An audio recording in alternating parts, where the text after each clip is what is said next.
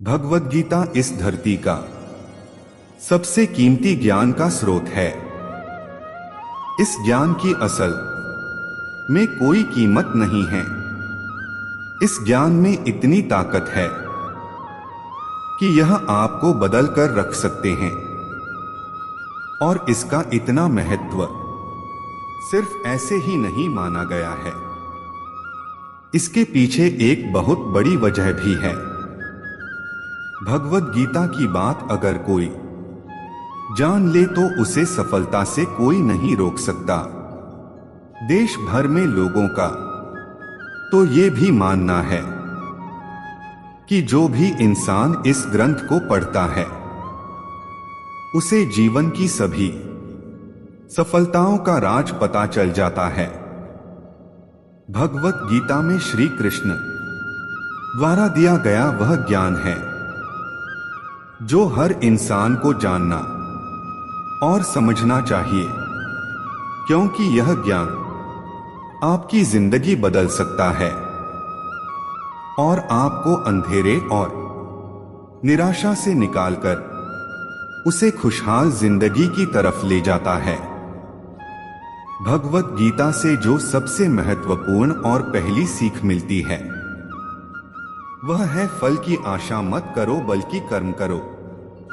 दोस्तों, भगवद गीता में भगवान श्री कृष्ण अर्जुन को समझाते हैं कि हे अर्जुन, इस संसार के सभी मनुष्य को, सभी प्राणियों को हमेशा कर्म करते रहना चाहिए और फल की आशा कभी नहीं करनी चाहिए, क्योंकि फल की प्राप्ति उसके हाथ में नहीं होती, लेकिन कर्म उसके हाथ में होता है।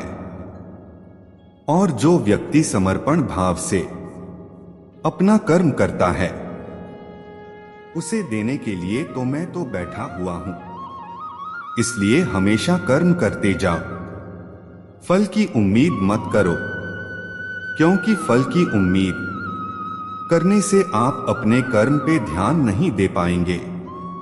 दोस्तों, श्री कृष्ण कहते हैं कि कर्म करने वाला व्यक्ति आज नहीं तो कल जरूर सफल होता है, लेकिन अकर्मण्य व्यक्ति जीवन में कभी भी सफल नहीं हो पाता।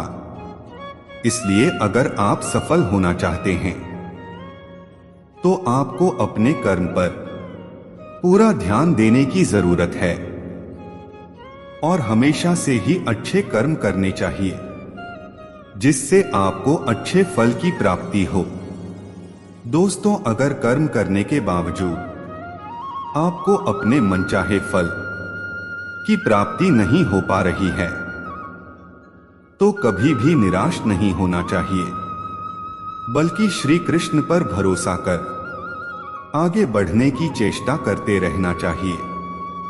और यकीन मानिए, भगवान आज नहीं तो कल आपको सफल, समृद्धि और आपके कर्मों का सही फल जरूर देंगे। भगवद गीता में श्री कृष्ण द्वारा जो दूसरी सीख हमें सीखने मिलती है कि हमेशा हमें अपने धर्म के अनुसार काम करना चाहिए। अर्थात यदि कोई बच्चा विद्यार्थी है तो उसे पढ़ने में ही ध्यान देना चाहिए। सैनिक को अपने देश की रक्षा, राजा को अपने प्रजा की रक्षा और सेवा, माता पिता को अपनी संतानों को प्रेम, बच्चों को अपने बूढ़े माँ बाप की सेवा तथा शासक को शासन करना चाहिए।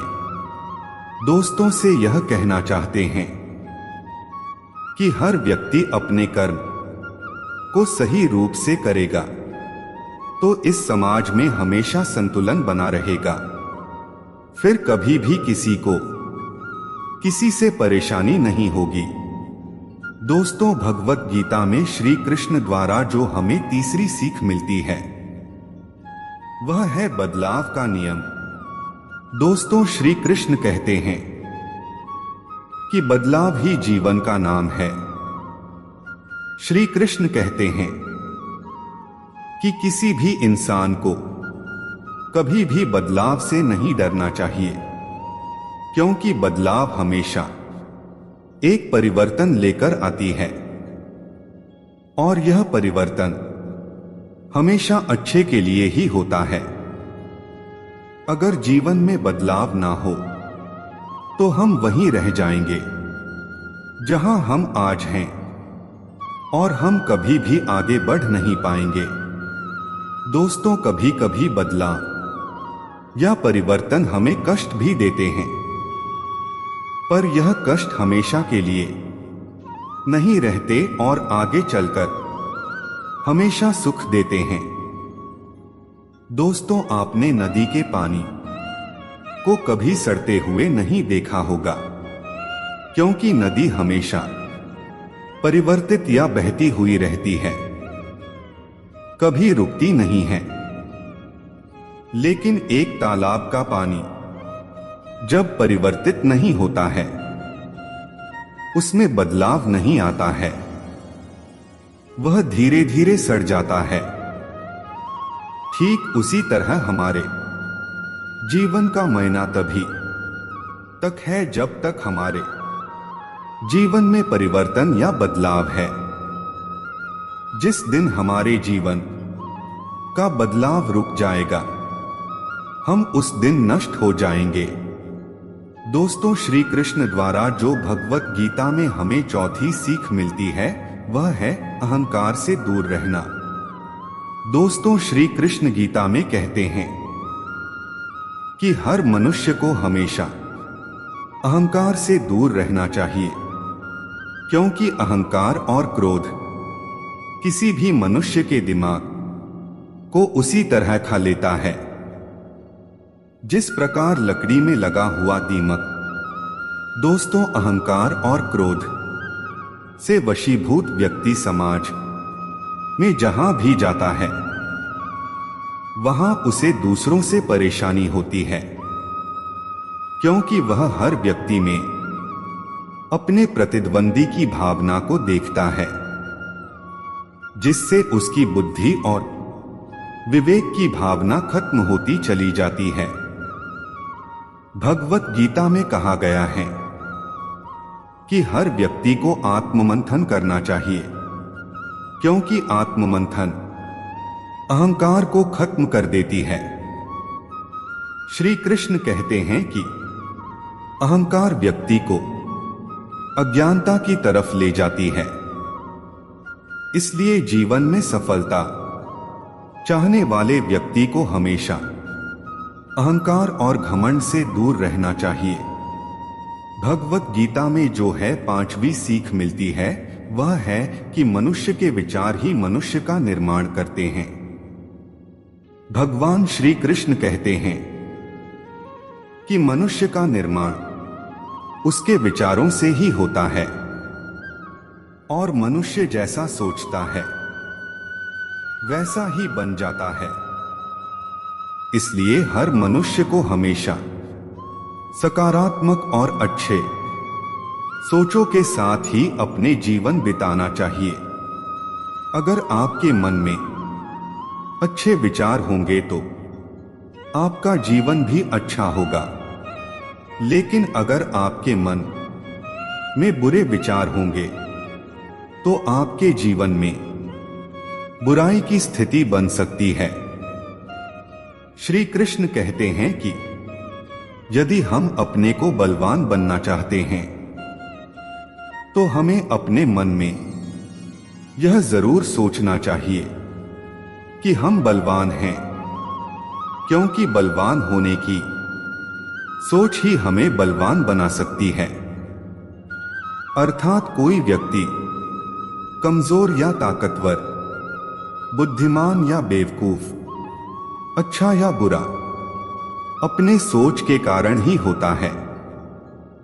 अगर हम अपनी सोच को बदल ले तो यह दुनिया ही बदल जाएगी। भगवत गीता से हमें जो छठवीं सीख मिलती है वह अपने मन को नियंत्रण में रखना।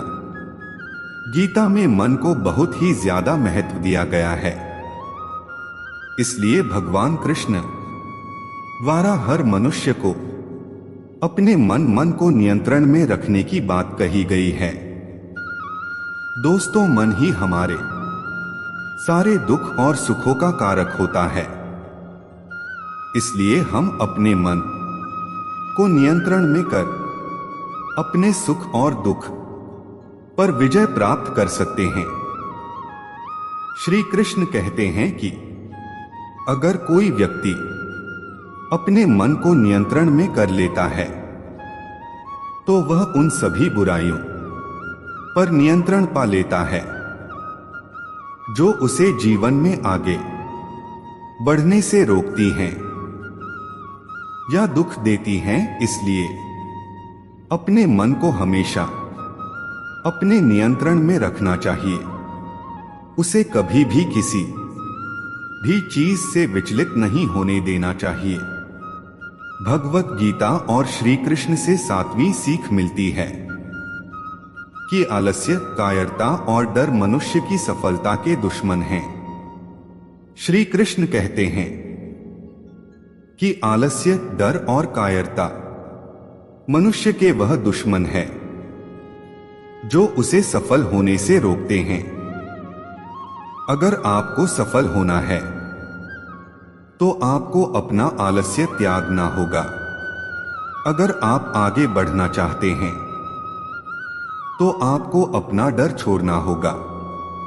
दोस्तों, एक आलसी और डरपोक व्यक्ति ना अपने लक्ष्य को पा सकता है और ना ही अपने सपनों को पूरा कर सकता है, ना ही वह किसी युद्ध में विजय प्राप्त कर सकता है। इसलिए अगर आप अपने लक्ष्य को पाना चाहते हैं, अपने सपनों को पूरा करना चाहते हैं, तो अपनी जिंदगी से आलस्य और डर को निकाल दीजिए, क्योंकि डर आपको वह सभी काम करने से रोकता है जो आप करना चाहते हैं, और आलस्य आपको वह काम करने ही नहीं देना चाहता जो आप कर सकते